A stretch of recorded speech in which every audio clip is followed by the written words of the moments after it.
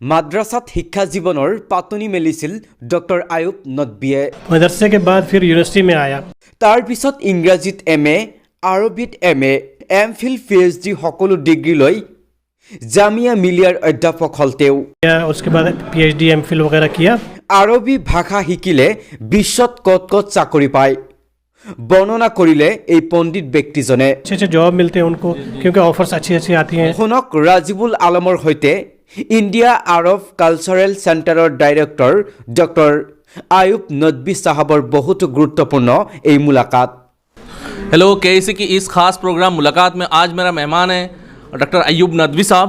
नदवी साहब दिल्ली की जामिया मिलिया यूनिवर्सिटी की अरबिक की प्रोफेसर है। तो डॉक्टर साहब हमारे प्रोग्राम में आपका बहुत बहुत स्वागत है। शुक्रिया, बहुत बहुत शुक्रिया। आप जैसे मतलब जामिया की प्रोफेसर बनना ये भी एक अपने आप में एक बहुत बड़ी बात होती है।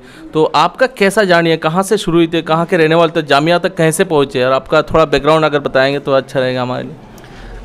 बेसिकली मेरा ताल्लुक़ तो जम्मू कश्मीर से है। जी जी। और वहाँ के स्कूल में मैंने पढ़ाई की जी। प्राइमरी स्कूल में जी। फिर उसके बाद लखनऊ में गया, एक मदरसा है नदवतुल उलमा जी। नदवे में मैंने पढ़ाई की। फिर उसके बाद BA MA वगैरह किया। जी। मतलब मदरसे के बाद फिर यूनिवर्सिटी में आया। जी। फिर मैंने MA इंग्लिश में किया, फिर अरबिक में भी किया, उसके बाद PhD MPhil वगैरह किया। जी। उसके बाद जामिया मिलिया में एज ए टीचर जो है डिपार्टमेंट में एज ए असिस्टेंट प्रोफेसर मेरा सिलेक्शन हुआ।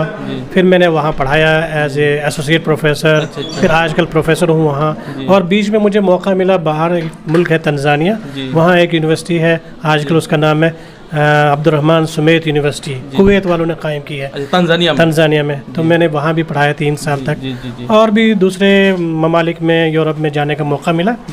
लेकिन मेन तो ये है कि मैं जामिया मिलिया ही में अरबी पढ़ाता हूँ। मैं वहाँ हेड भी रहा एक ज़माने तक। उसके बाद इस वक्त एक इदारा और है वहाँ, उसका नाम है इंडिया अरब कल्चरल सेंटर। उसका डायरेक्टर हूँ इस वक्त में। जी जी। तो ये मेरा तालीमी और एकेडमिक सफ़र है। जी जी जी। तो डॉक्टर साहब आप जैसे बोल रहे हैं अरबिक पढ़ाते हैं, एक सवाल ये भी आता है कि मतलब अरबिक लिटरेचर ही पढ़ाते होंगे आप। जी।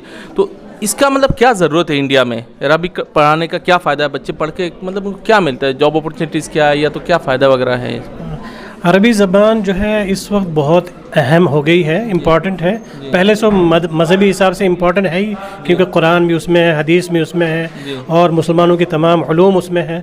लेकिन आजकल ये है कि वो यूनाइटेड नेशंस की भी वन ऑफ द लैंग्वेजेस है। यूनाइटेड नेशंस की 6 लैंग्वेजेस हैं सिर्फ, उसमें से अरबिक भी एक है। प्लस ये कि अरब ममालिक जो ऑफिशियली जिनकी लैंग्वेज है, 22 मुल्क हैं जो अरब लीग के मेंबर्स हैं, वहाँ की ऑफिशियल लैंग्वेज है तमाम। इस तरह मीडिया की लैंग्वेज है। फिर उसके अलावा और बहुत सारे कंट्रीज़ हैं जहाँ ये सेकंड ऑफिशियल लैंग्वेज है।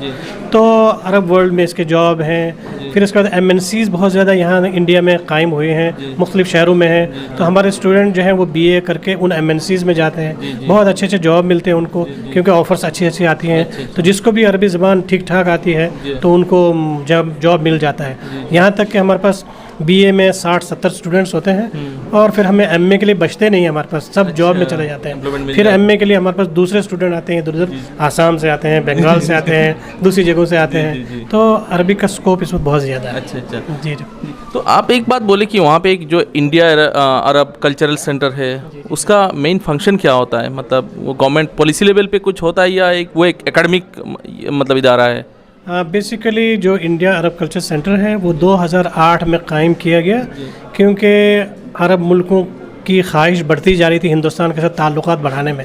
सऊदी बादशाह जो किंग अब्दुल्ला थे वो आए थे, उन्होंने ऑफ़र किया कि गवर्नमेंट के साथ हम जो है इदारा कायम करना चाहते हैं। तो UGC ने और गवर्नमेंट ऑफ इंडिया ने ये इदारा कायम किया, और हिंदुस्तान में ये अकेला इदारा, इस तरह का कोई इदारा नहीं है।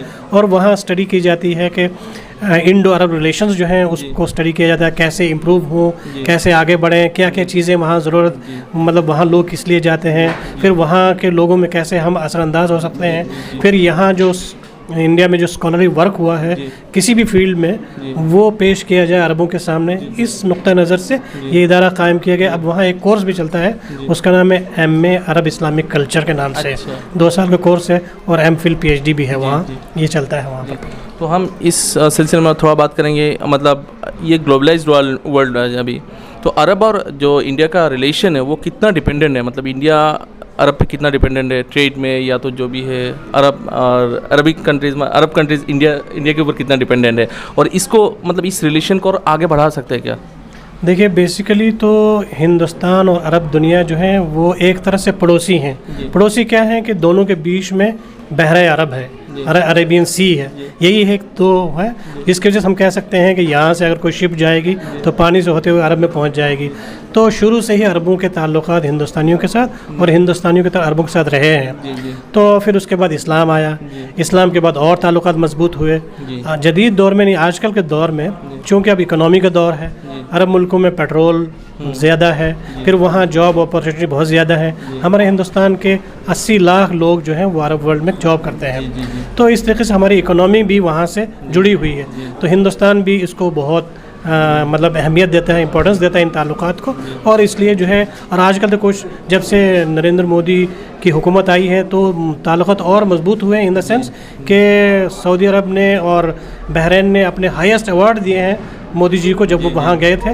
और इस तरीके से बहुत करीब आए हैं अरब दुनिया हिंदुस्तान के साथ, बल्कि बहुत से इश्यूज़ पर तो हिंदुस्तान की हर चीज़ का सपोर्ट करते हैं। तो इससे लगता है कि आजकल ताल्लुकात बहुत अच्छे हैं। वहाँ पे एक अरब कंट्रीज़ में एक हिंदू टेम्पल भी एस्टेब्लिश किया गया। बिल्कुल बिल्कुल, दुबई UAE में एक हिंदू टेम्पल भी, क्योंकि यही बताता है कि ताल्लुकात काफ़ी आगे जा रहे हैं। इसमें जो कल्चरल डिफरेंस है, एक वहाँ की जो इस्लामिक कल्चर है और यहाँ पे जो इंडियन कल्चर है, ये कल्चर कितना दरार बन के आता है? मतलब तो असल बात ये है कि अरब लोग जो हैं खुले दिमाग के हैं, वो उनके नज़दीक मज़हब इम्पोर्टेंट नहीं है।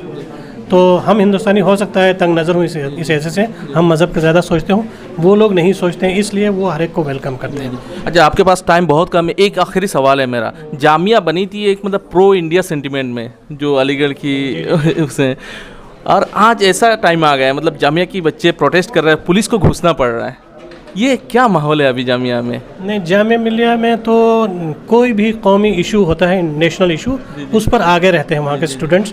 और जब क्या कहते हैं उसको, CAA या NTCA का जो डेमोन्स्ट्रेशन हुए तो उसमें सबसे आगे थे वो, क्योंकि वो अपने को पक्का हिंदुस्तानी समझते हैं। वो नहीं चाहते हैं कोई उनको कहे कि तुम्हारा कोई दूसरा मुल्क है या किसी और जगह चले जाओ। इस तरीके से ये मुजाहरे शुरू हुए, लेकिन जामिया उसके बावजूद जो है तालीम के मैदान में आगे बढ़ती जा रही है। और इसको इस वक्त जो है A++ मिला है रिसेंटली, A++। जी, तो इस तरीके से कह सकते हैं कि तलबा बहुत मेहनत करते हैं। ठीक है डॉक्टर साहब, आपके पास टाइम बहुत कम है, फिर भी हमसे बात करने के लिए बहुत बहुत शुक्रिया। शुक्रिया आपका, बहुत आपने मौका दिया, बहुत अच्छा, हमें अच्छा लगा माशाल्लाह, थैंक यू वेरी मच। तो ये थे आज के हमारे मेहमान। अगले प्रोग्राम में किसी और एक मेहमान के साथ हम फिर से हाजिर होंगे, तब तक के लिए शुक्रिया।